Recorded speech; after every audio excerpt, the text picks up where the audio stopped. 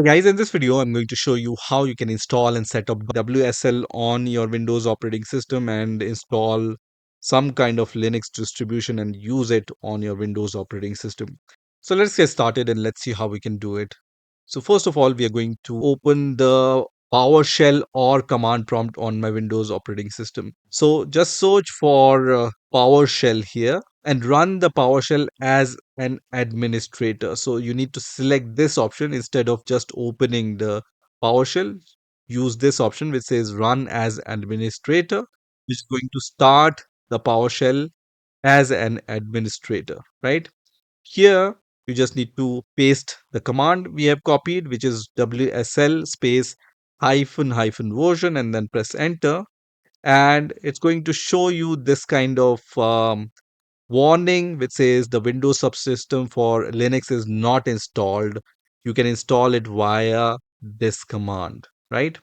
So this is the most common scenario because WSL is not installed. So we are going to see how we can install WSL. At this point, you can just press Ctrl C to close this command. So press Ctrl C and you will come out of this command. Also, let me make the fonts a little bit bigger so you can see those. So I'm going to go to the font section and let me make it 24 and then click on OK. And now you can see those commands in a better way. So command is this one, WSL space hyphen install. Let me press enter and it's going to start the download of Windows Subsystem for Linux, which is the latest version. We are installing WSL2. You can see 2.6.3 version, right? So just wait for the next step at this point. And then after a few seconds, you can see at the end the requested operation is successful. Change will not be effective until your system is rebooted, right? So even though this WSL is installed, we need to reboot our system in order to make the changes effective. So let me restart my Windows operating system. So first of all, let me close this PowerShell and let me restart my Windows operating system. So now my Windows operating system has been restarted. So let's move to the next command. So let me open the PowerShell once again for that. So I'm going to open the PowerShell as administrator once again. So click on run as administrator. So just give this command, which is WSL update, and it will check for the updates. And I can see the message which says the most recent version of WSL is already installed. So everything is working fine. So WSL is now officially installed on my Windows operating system. Now let me give you some useful command for using WSL. So when you give this command, which is WSL space hyphen list space hyphen verbose, it's going to show you the list of all Linux distributions which are installed using WSL. So in our case, I don't see any list here. That means there is no Linux distribution which is installed using WSL at this point. Also, when you give this WSL status command, it's going to give you the default version. So in our case, it shows the default version is version 2, which is also required. But in some cases, it can be WSL version 1, right? And if it shows WSL version 1, then you need to set the version to WSL version 2. So if you don't see the WSL version 2 here, you can give this command, which is WSL space hyphen set hyphen default hyphen version space 2. This will set the default version to 2. And then when you give once again this WSL status command, you will see the default version as 2 here. So once the WSL is installed on our Windows operating system, we can install different Linux distributions on our Windows operating system. So let's try to install one such operating system. So let's try to install Ubuntu Linux operating system using WSL. So there can be two ways using which you can install Ubuntu or any Linux distribution using WSL. The first way is by using this command, which is WSL space hyphen hyphen install space hyphen D, and then the name of the distribution, Ubuntu, Debian, or any other operating system. This is first way of installing the Linux distribution using WSL. Other way is by just going to your Microsoft Store. So let me click on this Microsoft Store here and then search for Ubuntu. So just search for Ubuntu here, and then one of the top results you will see here will be the Ubuntu, right? So just select the Ubuntu option and you will see this text here which says install the complete terminal environment in minutes with Windows Subsystem for Linux, right?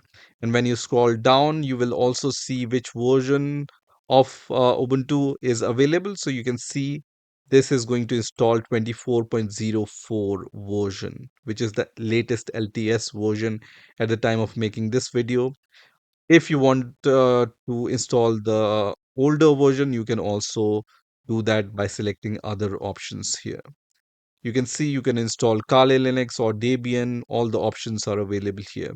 So let's try to install Ubuntu for now using Microsoft Store.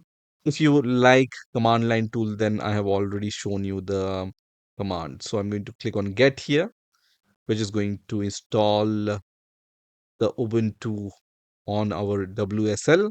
So now we can already see the installation process and the progress.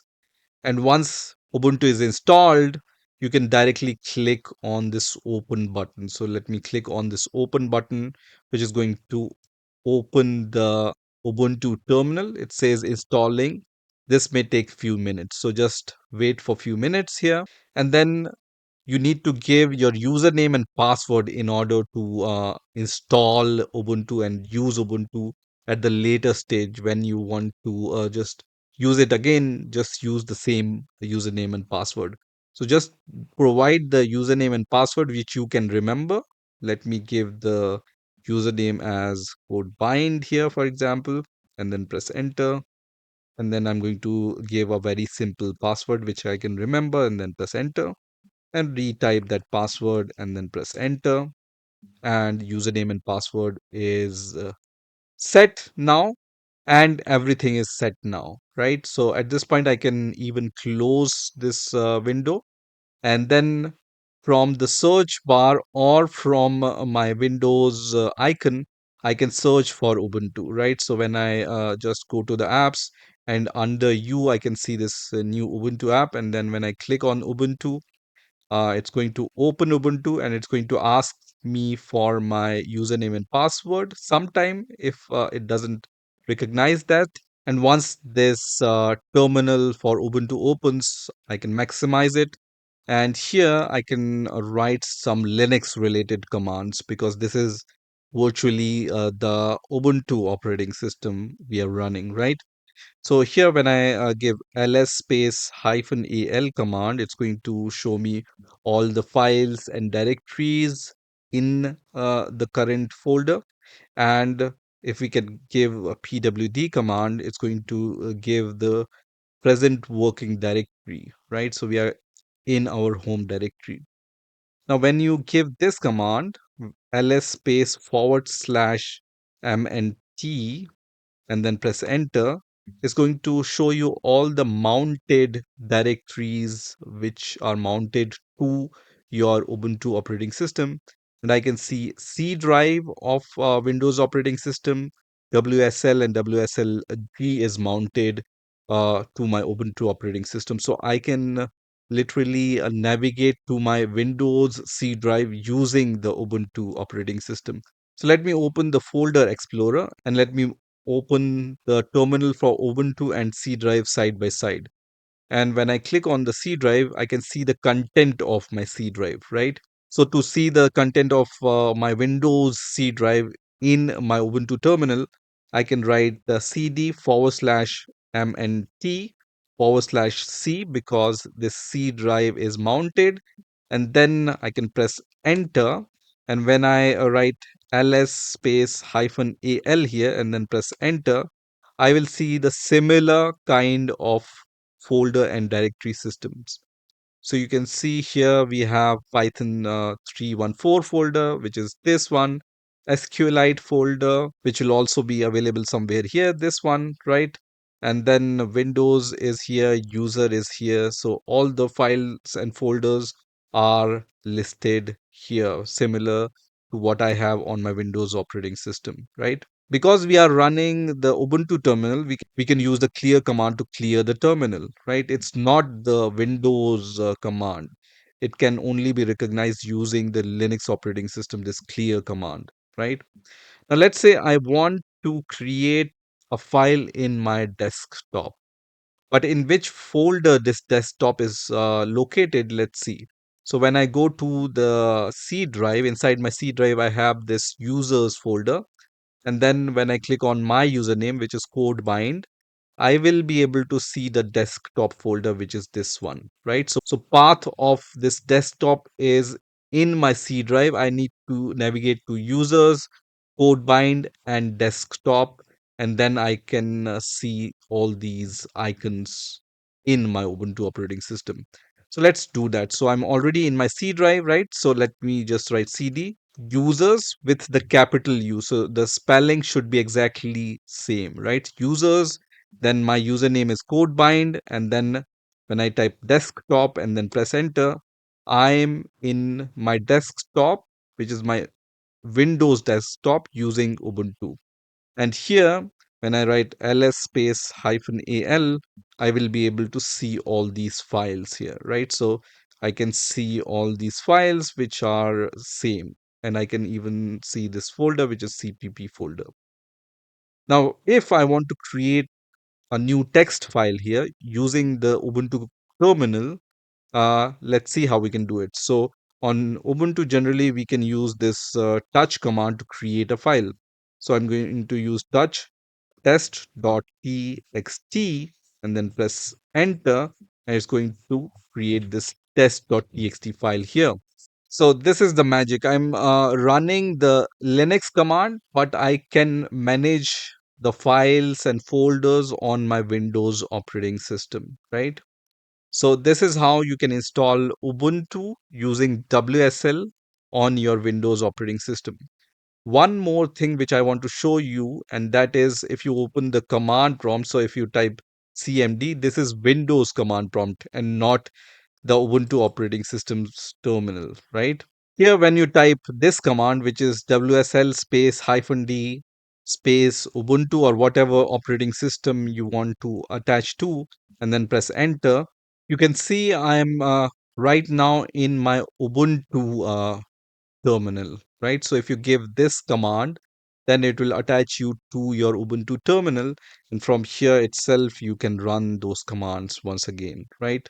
So all the commands are already visible here. Now, the last command I want to show here is to install the gedit utility. So I have opened the Ubuntu terminal here. And when I write sudo apt update, it's going to ask me for my Ubuntu's password. Let me provide that. And it's going to update all the packages. And once all the packages are updated, I'm going to give this command, which is sudo apt install gedit space hyphen y. And it's going to install gedit on my Ubuntu operating system. And we will see if we are able to open the gedit utility using the Ubuntu terminal on our Windows operating system. So the installation is finished.